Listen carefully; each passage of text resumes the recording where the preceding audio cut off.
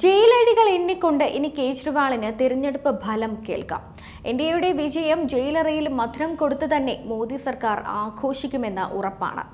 Exit poll ഫലങ്ങൾ പുറത്തു വന്നതോടെ ഒരു സമാധാനവുമില്ലാതെയാണ് കേജ്രിവാൾ ജയിലിലേക്ക് മടങ്ങിയിരിക്കുന്നത്. തിരഞ്ഞെടുപ്പ് പ്രചാരണം എന്ന കാരണം ഉയർത്തി ഇടക്കാല ജാമ്യം സംഘടിപ്പിച്ച അരവിന്ദ് കേജ്രിവാൾ തീഹാർ ജയിലിലേക്ക് മടങ്ങുന്നത് തകർന്ന ഹൃദയത്തോടെയാണ്. ഇന്ത്യ മുന്നണിക്ക് വേണ്ടി ഡൽഹിയിലും മോദിക്കെതിരെ പൊതുവിലും പ്രചാരണം നടത്തിയ കേജ്രിവാളിന് 2 ആഘാതങ്ങളാണ് എക്സിറ്റ് പോൾ ഫലങ്ങൾ നൽകിയത്. അതിലൊന്ന് 350 സീറ്റുകളെങ്കിലും നേടി മോദി അധികാരത്തിൽ തിരിച്ചെത്തും എന്ന് തന്നെയാണ്.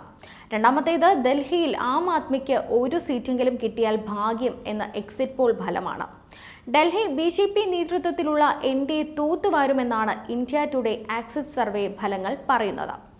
ആരോഗ്യ പ്രശ്നമുയർത്തി ജാമ്യ കാലാവധി നീട്ടാൻ ശ്രമിച്ചെങ്കിലും ഈ ആരോഗ്യം വച്ചല്ലേ തെരഞ്ഞെടുപ്പ് പ്രചാരണത്തിനായി കറങ്ങിയത് എന്ന EDയുടെ ചോദ്യത്തോടെ ഡൽഹി ഹൈക്കോടതി ജാമ്യ കാലാവധി നീട്ടാനുള്ള ഹർജിയിൽ ഇനി ജൂൺ 5 വിധി പറയും. ജൂൺ 2 തന്നെ വിധി പറയാൻ അഭിഭാഷകൻ വാദിച്ചു നോക്കിയെങ്കിലും ജഡ്ജിമാർ സമ്മതിച്ചില്ല. അതോടെ വീണ്ടും ജയിലിൽ കിടക്കേണ്ടി വരുമെന്നുറപ്പായി.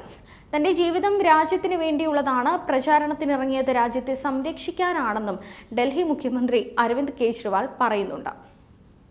മദ്യനയ അഴിമതി കേസിലെ ഇടക്കാല ജാമ്യ കാലാവധി അവസാനിച്ച് തീഹാർ ജയിലിലേക്ക് മടങ്ങുന്നതിന് മുന്നോടിയായി പ്രവർത്തകരെ അഭിസംബോധന ചെയ്ത് സംസാരിക്കുമ്പോഴായിരുന്നു അദ്ദേഹത്തിന്റെ ഈ വാക്കുകൾ. തിരിച്ചു പോകുന്നതിന് മുൻപ് കേജ്രിവാൾ ഹനുമാൻ മന്ദിർ സന്ദർശിക്കുകയും രാജ്ഘട്ടിൽ പുഷ്പാർച്ചന നടത്തുകയും ഒക്കെ ചെയ്തു. ആം ആദ്മി ഓഫീസിലാണ് അദ്ദേഹം പ്രവർത്തകരെ അഭിസംബോധന ചെയ്തത്. പാർട്ടിയേക്കാൾ മുകളിലാണ് രാജ്യം, രാജ്യത്തെ ഏകാധിപത്യം അവസാനിപ്പിക്കണം, BJP വീണ്ടും അധികാരത്തിലെത്തുമെന്ന എക്സിറ്റ് പോളുകൾ കളമാണ്, VVPATുമായി വോട്ടുകൾ ഒത്തുനോക്കണം, കൗണ്ടിംഗ് ഏജന്റുമാർ പ്രത്യേകം ശ്രദ്ധിക്കണം എന്നും അദ്ദേഹം പറയുന്നുണ്ട്. എന്ന് തിരിച്ചു വരുമെന്നറിയില്ല, അഴിമതി പണം എവിടെയെന്ന് പ്രധാനമന്ത്രി നരേന്ദ്രമോദി പറയണമെന്നും കേജ്രിവാൾ പറയുന്നു. ജൂൺ 4 മോദി സർക്കാർ അധികാരത്തിൽ വരില്ലെന്ന് കേജ്രിവാൾ തീർത്തു പറയുന്നുണ്ട്. എക്സിറ്റ് പോളുകളെല്ലാം വ്യാജമാണ്. ഒരു എക്സിറ്റ് പോള് രാജസ്ഥാനിൽ BJPക്ക് 33 സീറ്റുകൾ നൽകി. അവിടെ 25 സീറ്റുകളെ ആകെയുള്ളൂ. വോട്ടെണ്ണലിന്റെ 3 ദിവസം മുൻപ് എന്തിനാണ് വ്യാജ എക്സിറ്റ് പോൾ നടത്തേണ്ടി വന്നത്?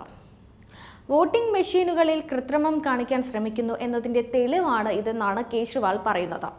തിരഞ്ഞെടുപ്പിൽ 22 സീറ്റിൽ മാത്രം മത്സരിക്കുന്ന ചെറിയ പാർട്ടിയാണ് ആം ആദ്മി പാർട്ടി. അതിനാൽ തനിക്ക് പ്രധാനമന്ത്രി ആകാൻ ഒന്നും താല്പര്യമില്ലെന്നും കേജ്രിവാൾ വ്യക്തമാക്കിയിട്ടുണ്ട്. എന്നാൽ രാഹുൽ ഗാന്ധി പ്രധാനമന്ത്രി ആകുമോ എന്ന ചോദ്യത്തോട് അദ്ദേഹം ഇതുവരെയും നേരിട്ട് പ്രതികരിച്ചില്ല. ആരാകും പ്രധാനമന്ത്രി എന്ന ചോദ്യത്തിന് രാജ്യത്തെ ഏകാധിപത്യത്തിൽ നിന്ന് രക്ഷിക്കുകയാണ് ഇപ്പോഴത്തെ ശ്രദ്ധയെന്നും രാജ്യത്തെ നയിക്കാൻ ശക്തനായ നേതാവിനെ ലഭിക്കുമെന്നുമായിരുന്നു മറുപടി. 220 സീറ്റിലേക്ക് BJP ചുരുങ്ങുമെന്ന് കേജ്രിവാൾ പറയുന്നു.